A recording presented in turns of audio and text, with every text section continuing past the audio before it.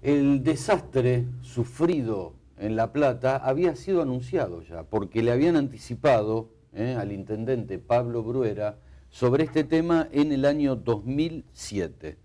Para ser exacto, esto fue el 6 de diciembre del año 2007 a través de un pormenorizado estudio que había realizado la Universidad Nacional de La Plata y se lo entregó al intendente. Entonces me pregunto, ¿no? Un problema hídrico como el que pasó en La Plata y no se tuvo presente o no se lo dimensionó en realidad, ¿qué pasa si sucede en otra ciudad del conurbano, ¿no? Estos 400 milímetros que cayeron en La Plata. Ingeniero Pablo Romanazzi, gracias por haber venido. Gracias a usted por invitarme. Bueno, no se tuvo en cuenta el estudio que estuvo articulado por usted justamente, ¿no? Sí, fue un estudio muy exhaustivo que se hizo durante 4 años. Lo empezamos justamente por la ocurrencia de una precipitación en enero del 2002. Para ser más preciso, el 27 de enero del 2002, que fue un primer anuncio donde La Plata quedó bloqueada en gran parte de sus accesos. Hubo muchos evacuados. Por suerte no tuvimos que lamentar víctimas en ese momento. Pero en la gestión municipal de ese momento decidió hacer algo. Por lo pronto fundó una dirección de hidráulica que no existía dentro del ámbito de la municipalidad, eso ya fue un avance.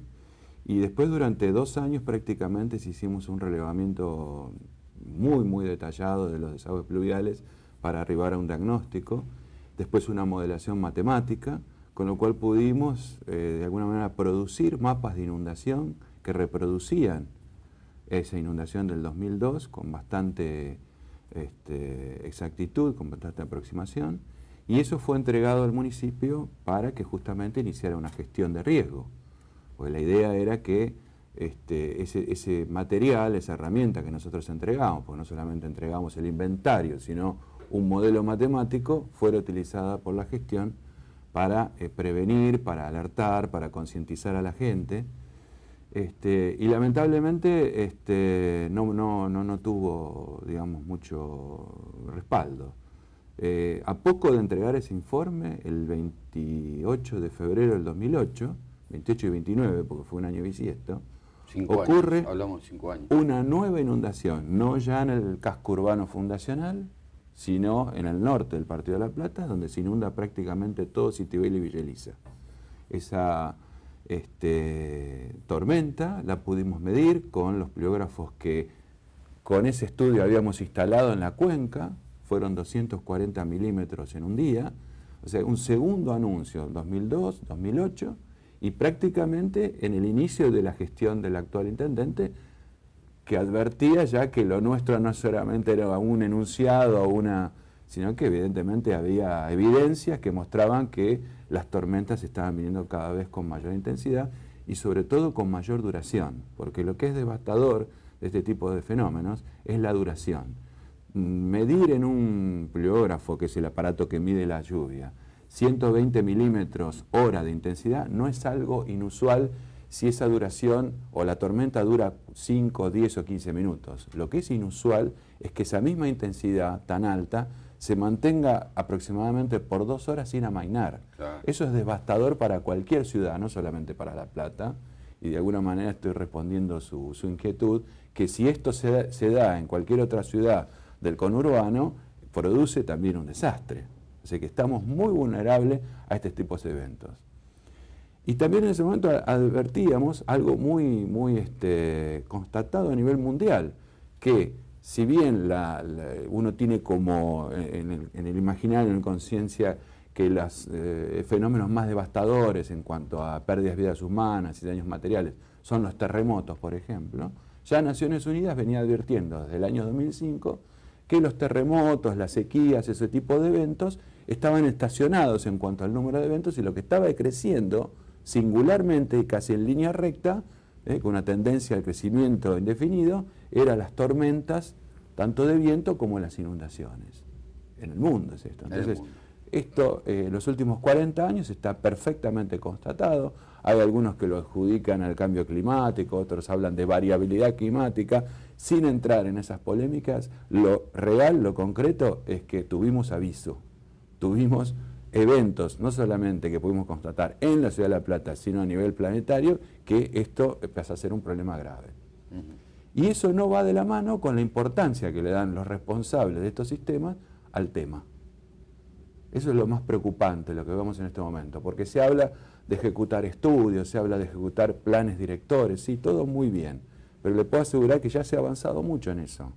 Hay estudios, en casi todas las ciudades se ha progresado mucho a nivel de inventario, de conocer realmente cómo está constituida la cuenca, cuáles son los lugares más bajos, en eso se ha progresado. Incluso hoy mencionábamos modelación matemática, la modelación matemática también ha avanzado muchísimo. Antes era el motivo de tesis doctorales, hoy ya nadie hace una tesis doctoral para desarrollar un modelo matemático de desagües. Es una herramienta que se baja de internet en forma gratuita. Entonces, ¿qué es lo importante de todo esto? Es poder alimentar ese modelo. Y lo que nosotros vemos con grave preocupación es que no hay gestión. No se le da entidad a este problema, que es de carácter permanente, riesgo permanente, y por otro lado es dinámico, porque las urbanizaciones, las ciudades, crecen de manera tan desordenada y tan rápido que no le dan tiempo al desagüe. O sea, el desagüe nunca está antes de que la urbanización, siempre viene después. Y cuando se resuelve después, el margen de maniobra o el margen de acción es muy limitado. Ahora, mire ingeniero, esto qué importante que dijo en este momento. Sí. O sea, primero la urbanización y después el desagüe. Se está dando así. Es lo inverso de la lógica, lo que indica la lógica y la buena práctica ingenieril, o digamos así, urbanística. Porque eso debe estar determinado antes. Previo. Hay dos sistemas de la infraestructura que no se pueden soslayar. Es el desagüe pluvial y la cloaca. Porque son dos sistemas a gravedad, resueltos a gravedad. O sea, la fuerza motriz de las aguas es la componente de la gravedad, o sea, la pendiente que tiene en estas zonas llanas, la mínima pendiente que nos pueda ayudar para sacarlo. Y eso debe estar de alguna manera decidido, identificado y planificado antes de apoyarle una ciudad encima. Claro. Y hoy estamos construyendo arriba de los cauces. Entonces, de alguna manera tenemos una amenaza, que son las tormentas que están creciendo, que sabemos que eso no lo podemos controlar. Y por otro lado, generando una vulnerabilidad, asentando en el territorio, en los lugares más bajos y en los cauces, la población.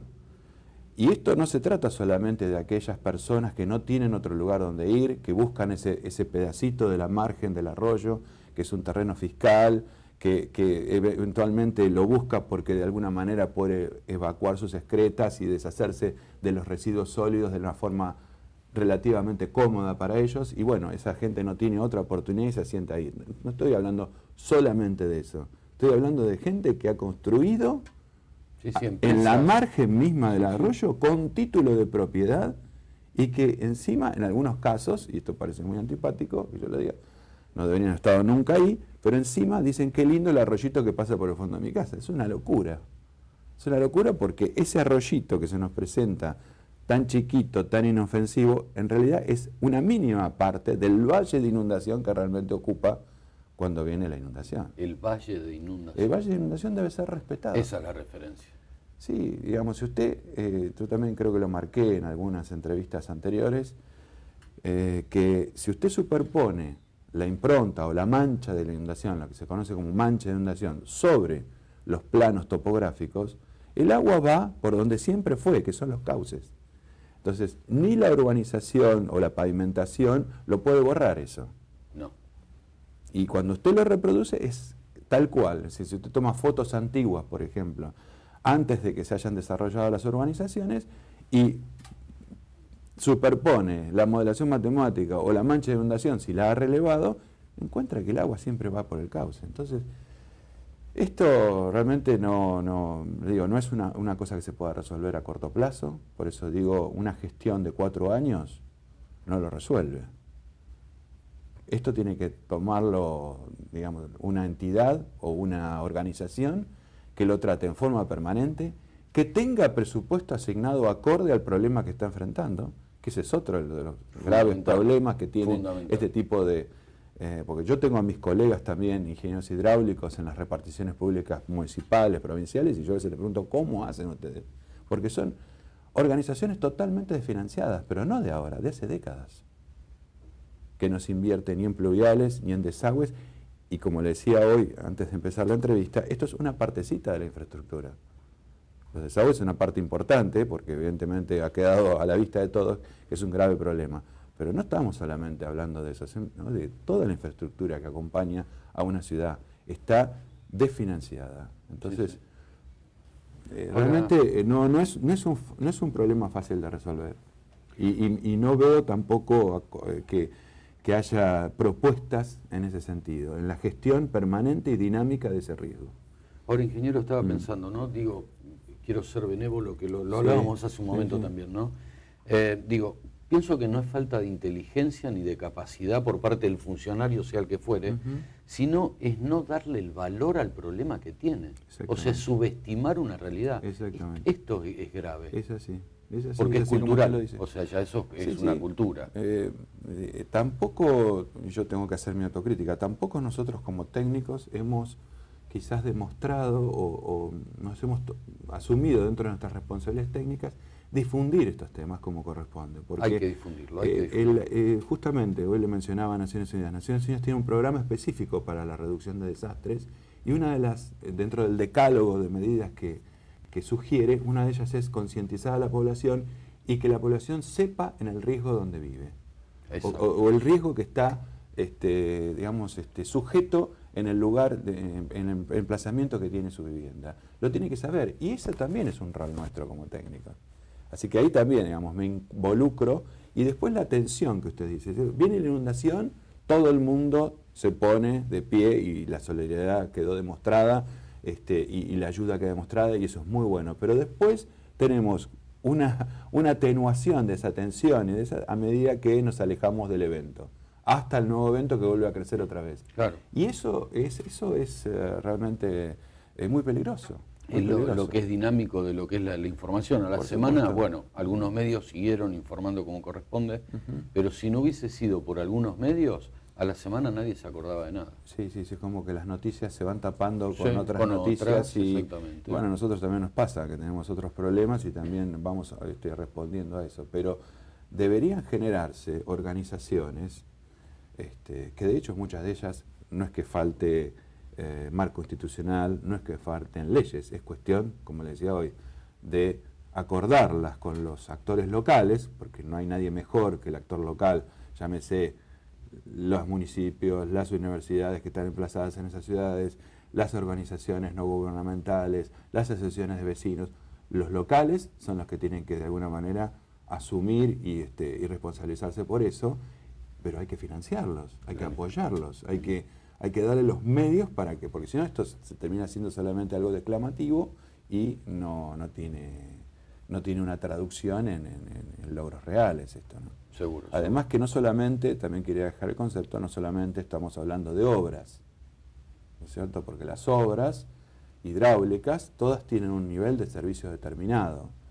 Se diseñan para atender algunos eventos, es decir, de todo lo que puede suceder, estamos solamente trabajando un subconjunto que pueden atender esas obras. El resto tendrá que ser manejado con una población organizada, preparada para resistir el evento.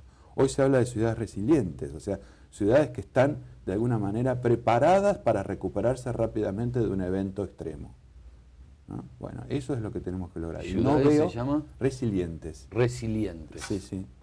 Hay capacidad de recuperación una vez sucedido el drama. Y una ciudad preparada para recuperarse rápidamente, para tener capacidad de respuesta, es menos riesgosa que una que no lo tiene. O sea que de alguna manera, si pudiéramos hablar en términos matemáticos, la resiliencia va dividiendo, o sea, es inversamente proporcional al riesgo. Cuanto más resiliente, menos riesgo. Ingeniero Pablo Romanazzi, le quiero agradecer por este ratito, sé que vino especialmente para este programa y lo comprometo para ver si podemos humildemente de nuestro lugar y cada uno de nuestro lugar ir tomando, o por lo pronto ayudar a la toma de conciencia, ¿no? Que me parece que es fundamental. Y yo le agradezco especialmente porque, como le dije antes, creo que también está en nuestro rol difundir estos temas y que la población se concientice, no busque culpables, sino que busque soluciones. Y quiénes son los que pueden realmente ayudarlos. Gracias, Pablo Romanazzi. ¿Cómo no? Pausa.